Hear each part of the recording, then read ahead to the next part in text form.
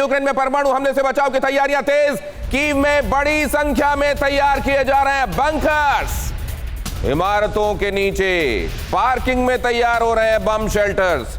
खाने पीने के सामान और दवा की व्यवस्था हो रही है। मतलब ये यूक्रेन भी भांप रहा है कि ये रात बहुत लंबी है, सुबह आसानी से नहीं आने वाली, और इसीलिए बंकर्स की तैयारी, पार्किंग को कन्वर्ट किया जा रहा है बंकर्स में।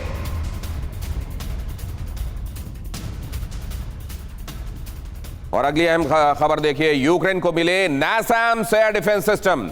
अमेरिका ने 2 नासैम्स सिस्टम्स को यूक्रेन को दिया। पेंटागन ने नासैम्स दिए जाने की पुष्टि की। आर्मी टैक्टिकल मिसाइल सिस्टम पर सस्पेंस बरकरार, लेकिन ये जो नासैम्स दिए गए हैं इसके लिए यूक्रेन को ट्रेनिंग दी गई है। जर्मनी में यूक्रेनियन सैनिकों को जर्मनी में ट्रेन किया गया है और अब ये नासैम्स भेज दिए गए हैं यहां। लेकिन कहा यह जाता है कि नासैम्स का लिमिटेशन है। नासैम्स कीव को तो सुरक्षित कर सकते हैं, किसी एक बड़े military high value military installation को वो सुरक्षित कर सकते हैं, लेकिन ये बहुत पोर्टेबल नहीं है। एक जगह से दूसरी जगह जाकर वहां के आसमान को सुरक्षित बना दें, ऐसा नहीं है। तो क्या ये नासैम्स और जितनी तादाद में ये दिए जा रहे हैं, क्या ये बहुत बड़ा फर्क लाएंगे क्या एयर डिफेंस के मामले में? ये बहुत बड़ा सवाल। और अब अगली अहम खबर देखिए, अमेरिकी हाईमार्स से पुतिन को उकसाने वाला हमला। पुतिन के सबसे खास पादरी मिखाइल वासिलिव की मौत। पादरी की हाईमार्स के छर्रे लगने से मौत। पुतिन ने पादरी की मौत के बाद उन्हें रूस के हीरो की उपाधि दी। HIMARS has been a game changer. Ukraine की तरफ से उसने स्थितियों को फेवरेबल करने में बड़ी भूमिका निभाई है। खार्किव से आप जानते हैं कि रशिया को पीछे धकेला जा सका इस हाईमार्स की बदौलत।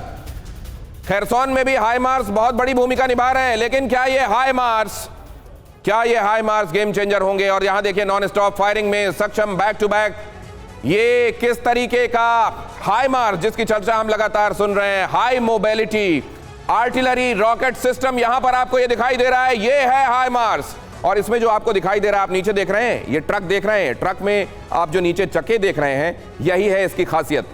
शूट एंड स्कूट, मारो और भाग जाओ। और क्या होता है जब दुश्मन आपको ट्रेजेक्ट्री से पकड़ने की कोशिश करता है, आपके रॉकेट की ट्रेजेक्ट्री के जरिए यह पता करने की कोशिश करता है कि इसकी लोकेशन क्या है, जब तक में वो पता करे उस जगह से हट जाता है ये हाईमार्स। और इसीलिए हाईमार्स, अभी तक जो 20 हाईमार्स दिए गए हैं, ये पकड़ में नहीं आए हैं और इनको नष्ट भी नहीं किया जा सका है। मारते हैं, भाग जाते हैं। जब तक रशिया को लोकेशन पता चलती है, वो काउंटर अटैक करता है, वहां से गायब हो चुका होता है। ये देखिए क्या है, जरा जीपीएस सिस्टम से लैस है, बहुत हल्का है, बहुत मनूवरेबल है। रॉकेट सिस्टम 7 मीटर लंबे रॉकेट हैं, सटीक निशाने में सक्षम है। अत्याधुनिक रॉकेट लॉन्चर होवित्जर से डबल है इसकी मारक क्षमता। एक सिस्टम में 3 क्रू मेंबर्स। असल में होवित्जर को भी इसीलिए जाना जाता है शूट एंड स्कूट के लिए, लेकिन शूट एंड स्कूट की आपकी सलाहियत के साथ अगर आपके पास कई सारे रॉकेट्स हो तो सोचिए आप कितने खतरनाक हैं।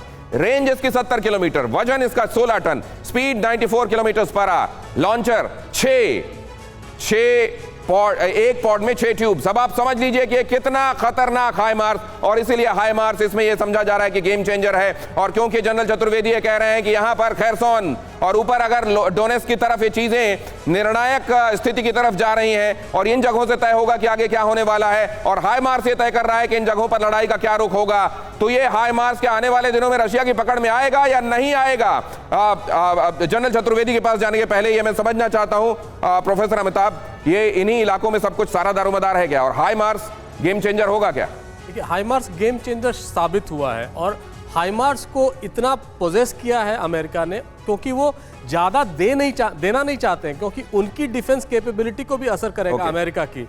तो जाहिर है हाईमार्स एक गेम चेंजर सर, आपको यहां इसलिए रोक रहा हूं क्योंकि 30 सेकंड बाकी हैं। जनरल चतुर्वेदी का कमेंट लिए बगैर ये पूरा नहीं होगा। जनरल चतुर्वेदी, हाईमार्स गेम चेंजर या इनको भी पिन पॉइंट कर लेगा, इन पर भी प्रिसीजन अटैक होते हुए देखेंगे हम रशिया के? बिल्कुल, क्योंकि अगर आप देखिए जो रशियन की टैक्टिक्स है इस वक्त, वो पावर सिस्टम के साथ साथ रोड्स को डिस्ट्रॉय कर रहे हैं। हाईमार्स की जो स्ट्रेंथ है वो यह है शूट एंड स्कूट। अगर रोड ही नहीं होगी तो इसको स्कूट करना बहुत मुश्किल होगा। उस हालत में हाईमार्स की इफेक्टिवनेस घटेगी।